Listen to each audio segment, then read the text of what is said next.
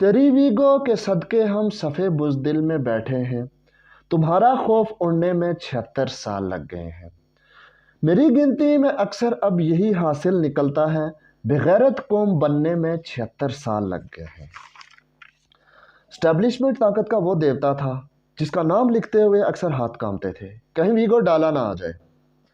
Army chief کا ایک ایسا روب تھا کہ نام لیتے ہوئے زبانیں لڑکھڑاتی تھی، کہیں غائب نہ ہو جائیں۔ پھر کچھ یوں ہوا کہ ایک پارٹی کو کرش کرنے کے چکر میں اپنی ساری کی ساری طاقت ہی گنوا دی۔ ایک شخص ان کے سامنے ڈٹ گیا اور دیکھتے ہی دیکھتے پوری قوم اس کے ساتھ کھڑی ہو گئی۔ اسے گولیاں لگی تو لوگوں میں جان کی پرواہ کرنا چھوڑ دی، اسے قید کیا گیا تو لوگ سامنے کھڑے ہو گئے۔ اس کے اعظم نے 25 کروڑ کو وہ ہمت بخشی کہ انہوں نے تمام کے تمام منصوبوں کو ٹھکرا کر عوامی حکمرانی کا علم لہرا دیا۔ آج حال یہ ہے کہ گلی کے بچے بھی اسٹیبلشمنٹ پر آوازیں کستے ہیں۔ اس قدر کمزوری، اس قدر بے بسی، اس قدر بوکھلاہٹ پہلے کبھی نہ تھی۔ عمران خان نے ایک بات کہی تھی، جو عدالتیں خود آزاد نہیں ہیں وہ مجھے کیا انصاف دیں گی، جس کے سیکوینس کو اگر دیکھا جائے تو ججز نے بالکل خط لکھ کے یہ بات بول دی ہے کہ ہم پہ واقعی دباؤ ہے، ہم آزاد نہیں ہیں، ہم آزاد فیصلے نہیں کر رہے تھے۔ تو اس کے بعد پھر واپس مختلف جگہوں سے مختلف ریئیکشن آیا، تو ہم آپ کے ساتھ وہ ڈسکس کرنے جا رہے ہیں۔ خیبر پختونخوا بار کونسل کی طرف سے ریئیکشن آیا، انہوں نے اس پر اپنے تحفظات کا اظہار کیا۔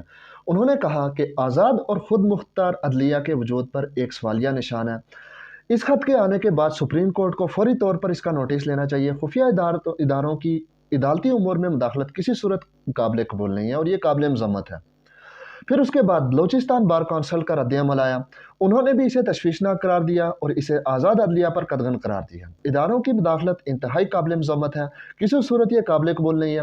چیف جسٹس اس پر سو موٹو لیں۔ پاکستان بار کونسل سے مطالبہ کیا کہ وہ فوری طور پر وکلا نمائندگان کی ملک گیر کانفرنس بلائی جائے اور آئندہ کے لائحہ عمل کا اعلان کیا جائے۔ سندھ ہائی کورٹ کا اس بارے میں کیا موقف ہے؟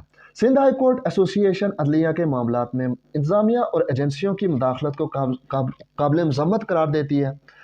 سیاسی معاملات کے کیسز میں خاص طور پر فیور حاصل کرنے کے لیے اس قسم کی مداخلت کی گئی۔ سندھ ہائی کورٹ بار کا مطالبہ ہے کہ 3 سپریم کورٹ کے معزز ججز جو کہ متنازع نہ ہوں، اس کا حصہ ہوں، ایک بینچ تشکیل دیا جائے اور وہ اس معاملے کو گہرائی کے ساتھ دیکھیں اور ججز کہہ رہے ہیں یہ کیا معاملہ ہے اور کس طریقے سے ہے۔ پھر اس کے بعد اسلام آباد ہائی کورٹ بار ایسوسی ایشن کا اس پہ موقف ہے۔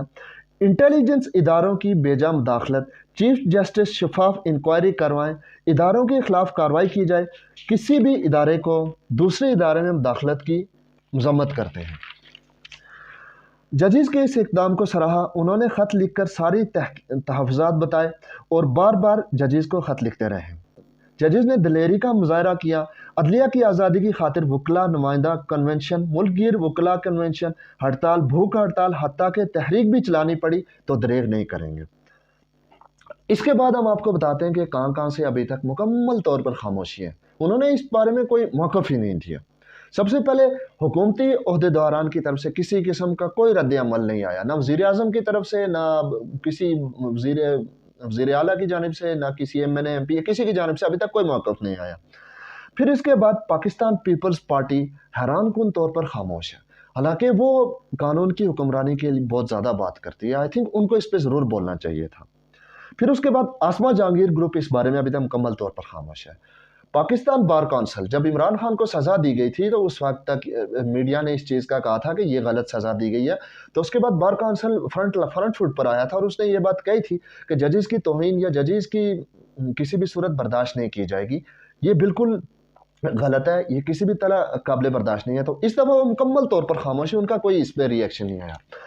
حامد خان گروپ مکمل طور پر متحرک ہے، انہوں نے مطالبہ کیا ہے کہ اسلام آباد ہائی کورٹ کی چیف جسٹس عامر فاروق، جن کو تحریک انصاف پہلے ہی متنازع قرار دے چکی ہے، وہ کہتے ہیں کہ ان کے کیسز میں انہیں کبھی انصاف نہیں ملا، عمران خان کے کیسز میں انصاف نہیں ملا، تو وہ ان سے استعفے کا مطالبہ کر رہے ہیں۔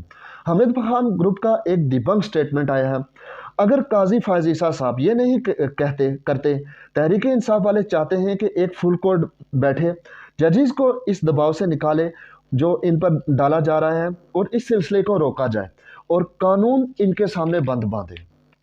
پھر اس کے بعد اس پر عمران خان کا ایک ڈیبنک قسم کا موقف آیا۔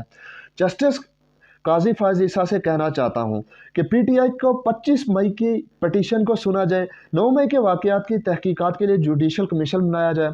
9 मई के वाकयात पर अभी तक कोई इंक्वायरी नहीं हुई। चीफ जस्टिस काजी फायज ईसा से सीसीटीवी फुटेज को रिकवर करने का हुक्म दे।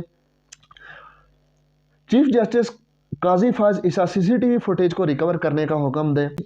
जिन्होंने सीसीटीवी फुटेज चोरी की है वही 9 मई के वाकयात के जिम्मेदार हैं। क्राइम की इंफॉर्मेशन को छुपाना भी क्राइम है। 9 मई की बुनियाद पर एक सियासी जमात को ख़त्म किया जा रहा है और ये सब कुछ लंदन प्लेन के तहत किया जा रहा है। आज इंसाफ नहीं है, जिसकी लाठी उसकी भैंस वाली सूरत हाल है। फरवरी पर भी जुडिशल इंक्वायरी करवाई जाए। धांधली ज़्यादा इलेक्शन के बाद सदर जरदारी और सेनेट इलेक्शन की कोई हैसियत नहीं है। मुझे जेल में रखना है तो रखें, मगर बाकी लोगों को रिहा कर दिया जाए। डोनाल्ड लू अगर रिजीम चेंज को तस्लीम कर लेता तो इसका दबाव पूरी जो बाइडन हुकूमत पर आना था। अगर वो तस्लीम कर लेता तो जो बाइडन हुकूमत हिल कर रह जाते। डोनाल्ड लू के बयान पर दोबारा इंक्वायरी करवाई जाए। असल साइफर दफ्तर खारजा में मौजूद है, हमें साइफर की कापी दी गई है। साइफर अगर गुम हुआ तो वज़ीर आज़म अपने ऑफिस का सिक्योरिटी गार्ड नहीं होता और चौकीदार नहीं होता, बल्कि वज़ीर आज़म ऑफिस के कुछ सिक्योरिटी प्रोटोकॉल्स होते हैं। मुझे 5 दिन में 3 सज़ाएं सुनाई गई। मैं तो चाहता था कि ये सब ऑन कैमरा समात हो और इनको बाकायदा नशर किया जाए। उमर अय्यूब को कायदे हिस्बी इख्तलाफ और शेर अफजल मरवत को पब्लिक अकाउंट कमेटी का चेयरमैन नामजद किया है। हमने तो नामजद कर दिया है, मगर इस पर नोटिफिकेशन स्पीकर की जानिब से ही दिया जाएगा।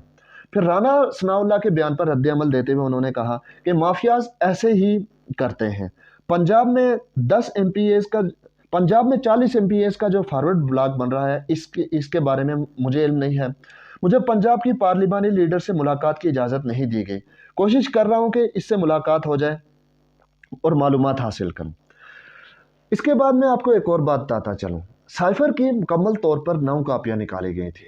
9 में से एक कापी इमरान खान को आई थी और बाकी एक सदर को गई थी और बाकी इस तरह चीफ जस्टिस को और डिफेंस को और उनको बाकियों को इस तरह भेजी गई थी। लेकिन जब 5 अगस्त को इसको गिरफ्तार किया गया इमरान खान को, फिर जब 15 अगस्त 2023 को साइफर चोरी के बारे में इनको इमरान खान को सज़ा सुनाई गई, तो उस वक्त तक सिर्फ एक सदर की तरफ से एक कापी वापस भेजी गई थी दफ्तर खारजा को, बाकी सब कापियाँ नहीं भेजी गई थी। तो अब खुद देख लेंगे ये कितना बड़ा स्टेप है। नेक्स्ट वीडियो तक के लिए मुझे दीजिए इजाज़त। दुआ में याद रखिएगा। अल्लाह हाफिज़।